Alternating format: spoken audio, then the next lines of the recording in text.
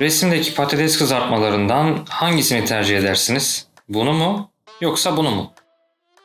Muhtemelen bu videoyu izleyenlerin birçoğu bu seçeneği seçecektir. Çünkü Burger King ya da McDonald's patatesine benziyor değil mi? Peki neden böyle diyecek olursanız, beynimiz daha önce yapılmış olan bir şeyin tekrarını hiç yapılmamış olana karşı tercih ediyor. İşte bu yüzden önümüze herhangi bir konuda hangi seçenek sunulursa sunulsun çoğu zaman bize tanıdık geleni tercih ediyoruz. Mesela gündemde olan dünyaca ünlü şarkıların dünyanın en iyi prodüksiyon şirketleri tarafından yapıldığını biliyoruz. Bu yüzden o şarkılar rastgele sözlerden ya da melodilerden oluşmuyor. İnsanların beğenip beğenmeyeceği konusunda büyük bir analiz işleminden geçiyor. O yüzden yayınlanacak bir şarkının hızlıca hit olabilmesi için çıkacak olan bu şarkının ritimleri, melodileri, hatta sözleri bile daha önceden tutan hit olan bir şarkıya benzeyecek şekilde prodüksiyon yapılıyor. Bazen yeni bir şarkı dinlediğinizde hızlıca üst sıralara yükseldiğini ve sanki sizin de o şarkıyı daha önce dinlediğinizi düşündüğünüz olmuştur. Oysa ki bu şarkıyı daha önce dinlemediniz. Sadece daha önceden çalan bir şarkıya benzediği için beyniniz size bunu sevdirdi.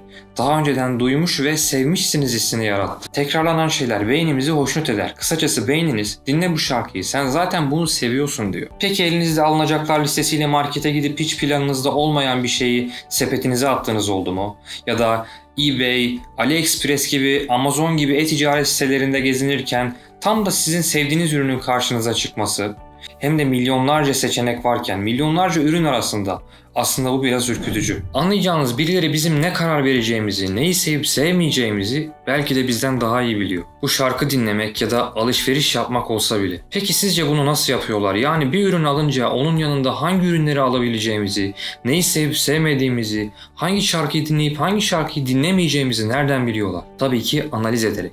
Peki bunu nasıl yapıyorlar? İşte bir örnek. Bir yerlerde bir çalan bir şarkı duyduğunuz zaman bu şarkının adı neydi? Bir türlü aklıma gelmiyor diye şekilden şekile girip kendinizi yormanıza, gidip birilerine sormanıza bile gerek yok. Shazam adında bir uygulama vardı. Belki duyanlarınız vardır. Bu uygulamada bir butona basıyorsunuz.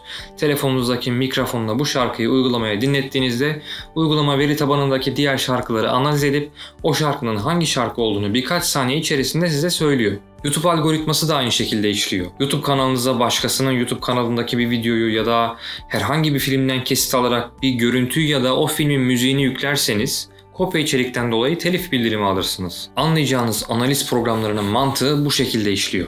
Bakın size enteresan bir şey anlatacağım.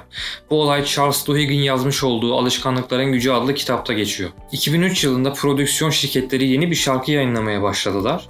Bu şarkı Outkast grubunun Hey Ya şarkısıydı. O zamanların popüler gruplarından birisine aitti bu şarkı.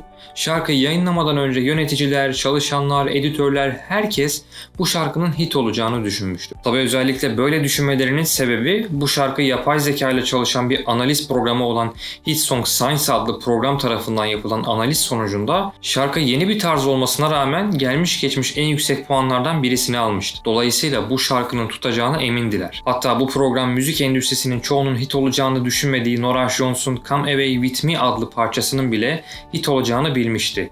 Ve bu albüm 10 milyondan fazla sattı ve 8 Grammy ödülü kazandı.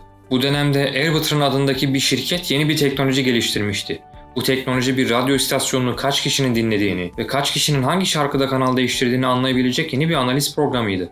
Hey Ya şarkısını bir aylık süreyle takip ettiler. Analiz sonuçları geldiğinde dinleyicilerin yaklaşık 1/3'ünü bu şarkıyı duyar duymaz radyo kanalını değiştirdiklerini gördüler. Kısacası dinleyiciler Hey Ya adlı şarkıdan nefret etmişlerdi. Nedenini anlayamadılar tabii ki.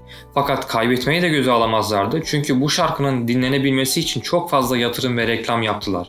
Ve ne olursa olsun bu şarkıyı hite dönüştürmenin bir yolunu bulmalıydılar. İşin aksine bazı şarkılarda kimsenin tam olarak sebebini anlayamadığı bir şekilde hit oluyordu. Mesela yapılan bir araştırmada erkekler çoğunlukla Christina Aguilera ve Celine Dion'un şarkılarından nefret ettiklerini, onlara katlanamadıklarını söylüyorlardı. Ancak aynı dinleyiciler ne zaman radyoda bu şarkıyı duyarlarsa o istasyondan ayrılmıyorlardı. Tabii bunun sebebini uzun uzadıya araştırdılar. Sonra bir şey fark ettiler. Bazı şarkıların insanlarda tanıdık hissi uyandırdığını, işte tam da bu yüzden o şarkıyı sevmediklerini söyleseler bile, sürekli radyoda aynı şarkıyı duysalar bile beyinleri onları sürekli duydukları için Bu şarkıyı biliyorum. Hatta kaç kez dinledim. Ona eşlik edebilirim diyordu adeta. Ve bu yüzden o şarkıyı değiştirmiyorlardı. Bunu şuna benzetebiliriz. Yabancı bir ülkede adres soracak olursak ilk olarak kendi dilimizde konuşabileceğimiz, kolayca anlaşabileceğimiz birini bulmak isteriz. Dilimizi bilmeyen biriyle zorlanarak konuşmayı tercih etmeyiz. İşte beynimiz tam da bunu yapmak istiyor. Daha önce duyduğu, anlaşabildiği o dili, o şarkıyı duymak ve mırıldanmak. İşte analiz programlarının ve prodüksiyon şirketlerinin hit olacağına emin olduğu bir şarkının, Hey Ya şarkısının insanlar tarafından sevilmemesinin sebebi buydu. Sorun şarkının kötü olması değildi. Sorun bu şarkının insanların kulağına tanıdık gelmemesiydi. Peki ya Hey Ya adlı bu şarkıyı hite dönüştürebilmek için ne yaptılar? Hit olan iki şarkı arasında sandviç yaptılar. Yani şöyle yaptılar. Christina Aguilera, Maroon 5, ortalarında da Hey Ya. Bu artık olmazsa olmaz yöntemlerden birisi haline geldi dedi bu tekniğe radyo danışmanı Tom Webster. Dinlenmesini istediğin bir şarkıyı popüler iki şarkının arasında sandviç yaparsın. Hatta dinleyiciler artık Hey Ya şarkısının radyoda sürekli çalmasını istemeye başladılar. Ortaya yeni bir alışkanlık çıkmıştı ve bu şarkı Grammy ödülünü kazandı.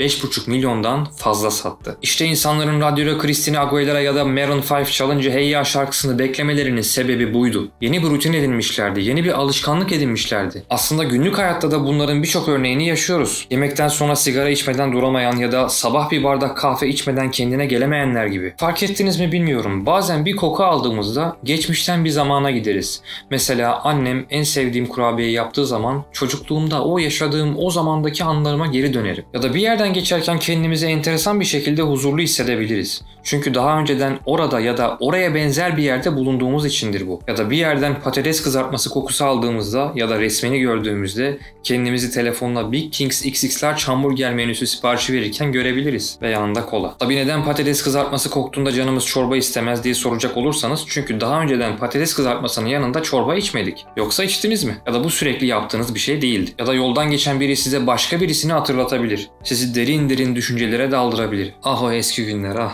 Aynı şekilde daha önce sevmediğiniz birine benzeyen birisini gördüğünüz zaman da o insana karşı bir soğukluk hissedebilirsiniz. İşte bütün bunların ortak sebebi beynimiz bize tanıdık gelenleri tercih ediyor ya da birbirine yakın olan şeyleri birbiriyle bağdaştırıyor. Bunu yapmasının en önemli sebebi sadece ve sadece kendisini daha az yormak. Evet, yanlış duymadınız. Beynimiz sadece daha fazla yorulmamak için, daha az yorulmak için bunu yapıyor. Sadece daha fazla düşünmemek için. Çünkü siz fark etseniz de etmeseniz de zihnimizden günlük 70 ila 100 bin arasında düşünce akıp gidiyor. Bunlardan sadece bizi ilgilendiren çok küçük bir kısmını fark ediyoruz. Geri kalanını fark etmememiz için zihnimiz onları arka planda susturuyor. Ve ne zaman ki biz her yaşadığımız olayı büyütürsek, kafamıza takarsak bir süreden sonra beynimiz bunları durduracak gücü kendisinde bulamıyor. Bu yüzden aşırı düşünmenin de önüne geçemez oluyor ve sonunda zihnimizde düşüncelerimize hakim olamadığımız psikolojik bir tedavi gerektiren süreç başlıyor. İşte bunların olmaması için beynimiz her zaman kolay olan yolu tercih ediyor. Ve etmek zorundadır. Enerjisini en iyi şekilde korumak zorundadır. İşte gün içerisinde o kadar fazla tanıdık gelen şeyi tekrar ediyoruz ki hatta bazılarımız işe alırken bile tanıdık olanları tercih ediyor. Öyle değil mi? Hani şu torpil denilen kavram. Tanıdığının tanıdığını işe almak. Dıdısının dıdısının dıdısı gibi. Niye böyle yapıyoruz? Çünkü bunun bizim için daha güvenli olduğunu düşünüyoruz. Tanıdık birinin daha iyi çalışacağını düşünüyoruz. Bizi kandırmayacağını düşünüyoruz. Hatta TV'deki dizi ve film oyuncularının yüzlerine baktığınız zaman bazılarının başka ülkedeki yabancı oyunculara benzediğini fark etmişsinizdir. Çünkü cast ajanslarında oyuncuları işe alan insanlar farkında olsalar da olmasalar da beyinlerimizin benzer olanı tercih etme dürtüsünden dolayı tercihlerini bu şekilde gerçekleştiriyorlar. Çünkü tanıdık gelen şeyler genellikle güvenli, tahmin edilebilir ve beklenen sonuçları getirme olasılığı yüksek şeyler oluyor. Ve bunun dışında tabii ki yeni deneyimler ve farklılıklar da önemli. Kişisel gelişimimiz ve zihin sağlığımız için bunlara da ihtiyacımız var. Bu nedenle zaman zaman tanıdık olmayan şeylere açık olmak lazım.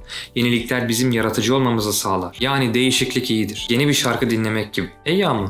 Tarzım değil. Buraya kadar videoyu izlediyseniz muhtemelen beğenmişsinizdir. Abone olmayı ve bildirimleri de açmayı unutmayın. Bir sonraki videoda görüşmek üzere.